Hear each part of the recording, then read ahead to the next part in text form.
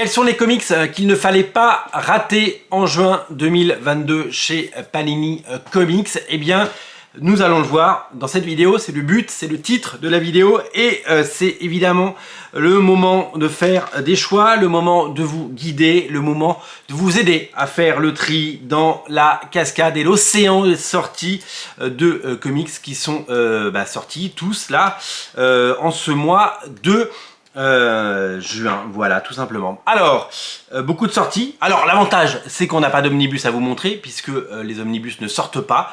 Il y en a un qui sort cette semaine, The Boys, on aura l'occasion d'y revenir, mais nous allons donc parler des titres sortis, qui ne sont pas des omnibus, puisque nous sommes, vous le savez, privés d'omnibus, voilà.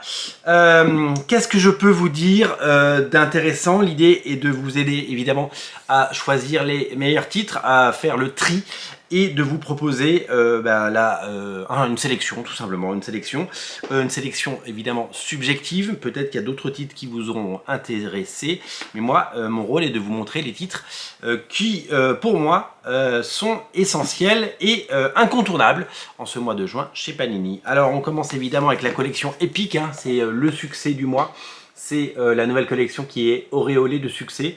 La possibilité pour vous d'avoir des comics à, entre guillemets, petit prix, c'est-à-dire jusqu'à 500 pages de bande dessinée pour 26 € pour la version souple et 30 € pour la version en dur, 30 € pour un bel album avec le port offert évidemment sur Original Comics, ça ne se refuse pas.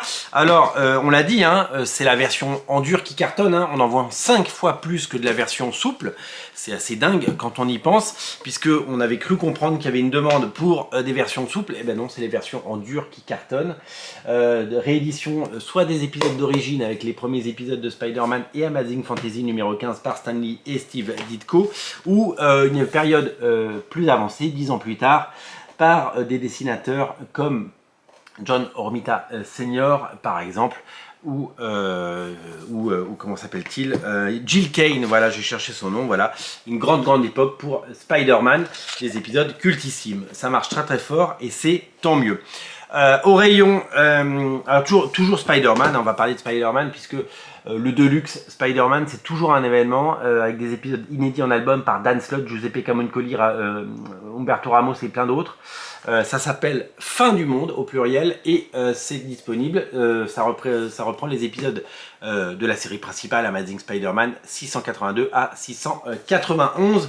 C'est toujours un événement et si vous faites la collection, eh bien c'est très difficile de passer à côté. Ne ratez pas non plus Jupiter's Legacy tome 3, la suite des aventures de Chloé, de Hutch et leurs enfants évidemment. Dans voilà, la 3e génération de super-héros, dans des histoires inédites, j'ai absolument adoré et je vous invite à le découvrir évidemment. On termine avec Amazing Fantasy dans la belle collection, vous le savez, avec son dos toilé, grand format. Carrie Andrews a décidé de faire une histoire qui met en scène les héros Marvel, mais sortis de leur contexte, dans un univers d'heroic fantasy, avec, comme vous le voyez sur la couverture, un Captain America qui ressemble à Khazar avec sa bestiole. Voilà, vous allez pouvoir vous régaler, le dessin est tout en rondeur, c'est superbe et j'ai vraiment adoré ce récit que je vous invite à découvrir, ça s'appelle Amazing Fantasy. Voilà pour mes choix, il y en a plein d'autres, il y a plein de choses qui sortent évidemment au mois de juillet, mais on en reparlera très bientôt et il y a également, vous le découvrirez très prochainement, l'omnibus The Boys qui arrive demain et ça va être génial puisqu'il est disponible sur originalcomics.fr, on vous le présente dès qu'on l'a dans les mains. Salut!